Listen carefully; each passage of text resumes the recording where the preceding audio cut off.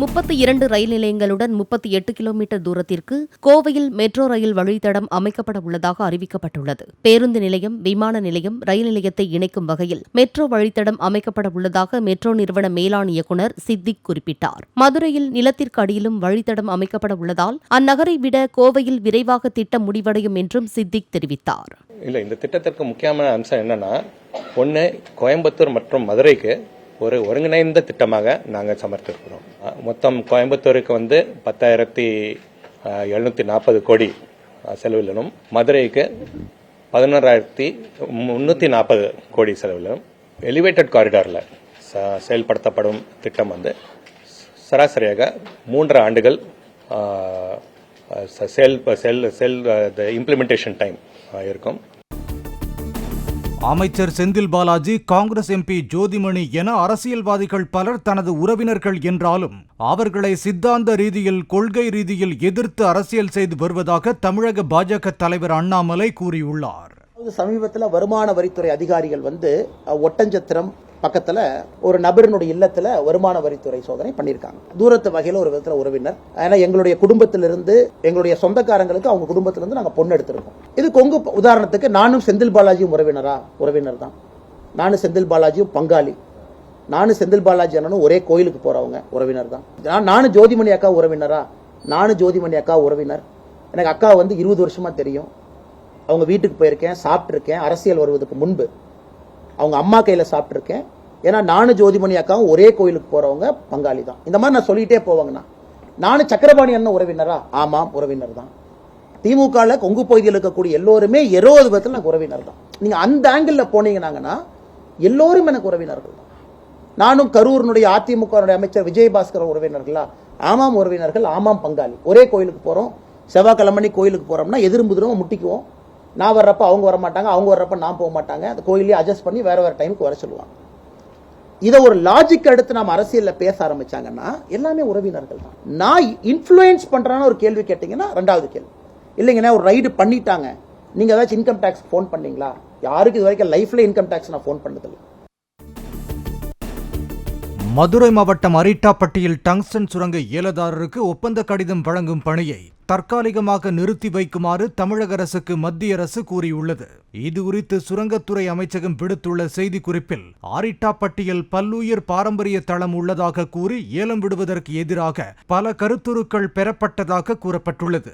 எனவே மறுபரிசீலனை செய்து உயிரியல் பன்முகத்தன்மை பகுதியை விலக்கி மறுவரையறை செய்வதற்கான சாத்தியக்கூறுகளை ஆராய உத்தரவிடப்பட்டுள்ளதாக தெரிவிக்கப்பட்டுள்ளது. கோவை மாவட்டம் கருமத்தம்பட்டியில் லாட்டரி சீட்டு விற்ற நாகராஜ் என்பவரை பிடித்த போலீசார் அவரது வீட்டில் இருந்து 2,25 லட்சம் ரூபாய் ரொக்கம், செல்போன் ஆகியவற்றை பறிமுதல் செய்தனர். கைப்பற்றப்பட்ட ரூபாய் நோட்டுகளில் 2,000 ரூபாய் தாள்கள் அதிக அளவில் இருந்ததாக கூறும் போலீசார் தடை செய்யப்பட்ட கேரள மாநில லாட்டரி சீட்டுகளையும் பறிமுதல் செய்தனர். திருச்செங்கோடு எம்எல்ஏ ஈஸ்வரனின் தொகுதி மேம்பாட்டு நிதியிலிருந்து குமாரமங்கலத்தில் 5 லட்சம் ரூபாய் மதிப்பில் கட்டப்பட்ட பேருந்து நிழற்குடை பயன்படுத்த முடியாத நிலையில் உள்ளதாக புகார்கள் எழுந்ததையடுத்து அங்கு அவர் ஆய்வு மேற்கொண்டார். விதிகளுக்கு மாறாக நிழற்குடையின் இருக்கை அமைக்கப்பட்டிருப்பதாக எலச்சிபாளையம் ஒன்றிய பொறியாளர் கல்பனாவை கடிந்து கொண்டார். எனக்கு யாரோ உட்கார்ந்து பார்த்துட்டு ஒரு அதிகமாக இருக்குன்னு சொல்லி எனக்கு போட்டோ அனுப்புறாங்க. போட்டோ பார்த்து நான் இப்போ எடுத்து நீங்க என்ன பண்ணீங்க? உங்களுக்கு என்ன என் வேலையாது? அப்புறம் உங்களுக்கு என்னதான் வேலை? அங்கேயே பார்க்குறீங்க.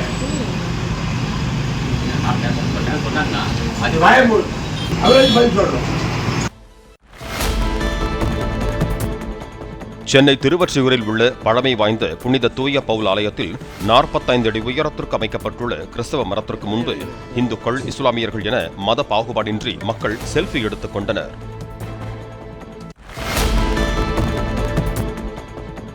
வேளாண்கண்ணி ஆரோக்கிய மாதா பேராலயத்தில் நள்ளிரவு திருப்பலியுடன் கிறிஸ்துமஸ் பிரார்த்தனை நடைபெற்றது. திருப்பலிகளின் நிறைவில் இயேசு பிறப்பை அறிவிக்கும் வகையில் பேராலய அதிபர் இருதயராஜ் குழந்தை இயேசு சொரூபத்தை பக்தர்களுக்கு காண்பித்தார். நாகர்கோவிலை அடுத்த அழகிய மண்டபத்தில் அமைந்துள்ள சிஎஸ்ஐ தேவாலயம் கிறிஸ்துமஸ் பண்டிகையை முன்னிட்டு லேசர் மின்னொளியால் ஜொலித்தது. நாகர்கோவில் திருவனந்தபுரம் தேசிய நெடுஞ்சாலை வழியாக சென்றவர்களின் கவனத்தை அது ஈர்த்தது.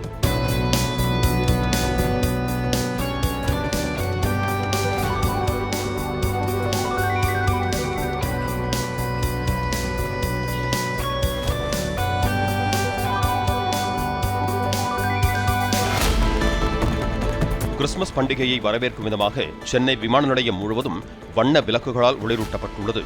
விடுமுறையை முன்னிட்டு விமானத்தில் சொந்த ஊர்களுக்கு செல்லும் ஏராளமானோர் மின்விளக்கு அலங்காரங்களை உற்சாகத்துடன் கண்டுகளித்தனர். மயிலாடுதுறையில் கிறிஸ்துமஸ் மற்றும் புத்தாண்டை முன்னிட்டு வாடிக்கையாளர்களின் கவனத்தை ஈர்க்கும் விதமாக பேக்கரி ஒன்றில் 14 அடி உயரத்திற்கு பிரம்மாண்ட கேக் காட்சிப்படுத்தப்பட்டிருந்தது.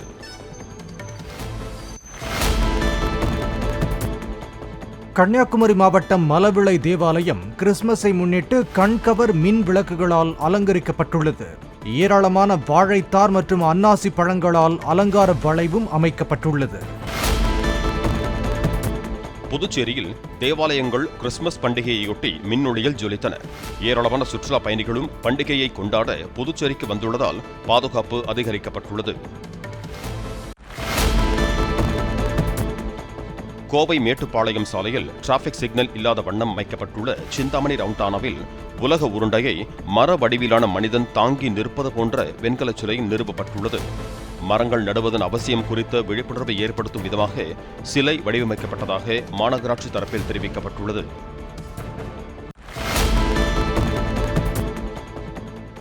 எவரெஸ்ட் சிகரத்தில் ஏறிய முதல் தமிழ் பெண் என்ற சாதனைக்கு சொந்தக்காரரான முத்தமிழ்ச்செல்வி தற்போது அண்டார்டிகா கண்டத்தின் மிக உயர்ந்த சிகரமான வின்சன் சிகரத்தின் மீது ஏறி சாதனை படைத்திருக்கிறார். இயற்கையை பாதுகாப்பது குறித்து விழிப்புணர்வு ஏற்படுத்துவதற்காக 16,000 அடி உயர சிகரத்தில் ஏறியதாக விருதுநகர் மாவட்டம் ஜோகில்பட்டி கிராமத்தை பூர்வீகமாக கொண்ட முத்தமிழ்ச்செல்வி கூறியுள்ளார்.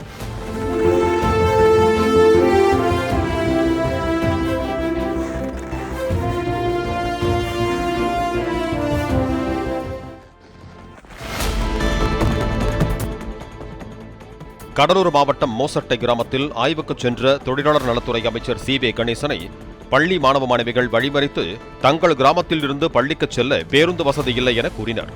உடனே அங்கிருந்தபடியே போக்குவரத்து துறை மேலாளரை தொலைபேசியில் தொடர்பு கொண்ட அமைச்சர் கிளிமங்கலம் வரை இயக்கப்படும் பேருந்தை மோசட்டை கிராமம் வரை நீட்டித்து இயக்க வேண்டும் என்றும் 26ஆம் தேதி முதல் பேருந்தை இயக்க வேண்டும் என்றும் உத்தரவிட்டார்.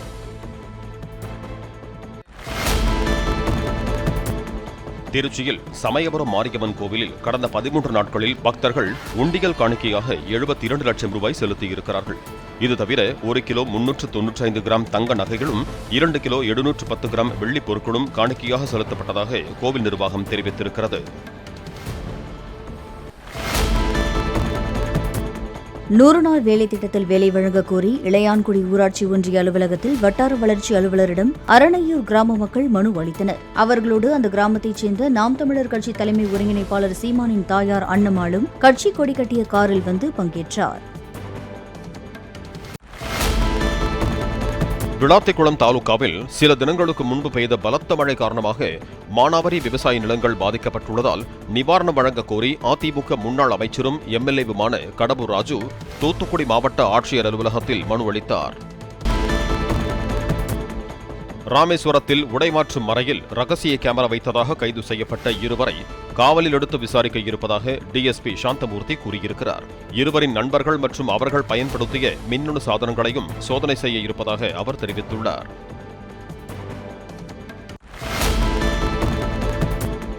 தமிழகத்தில் கல்வி வளர்ச்சி பெற்றிருக்கிறது என்று சொன்னால் அதற்கு கிறிஸ்தவ மடாலயங்கள்தான் காரணம் என அமைச்சர் பொன்முடி கூறியுள்ளார். பழமை வாய்ந்த ஆற்காடு ருத்ரன் திருச்சபையில் பேசிய அவர் இதனை கூறினார்.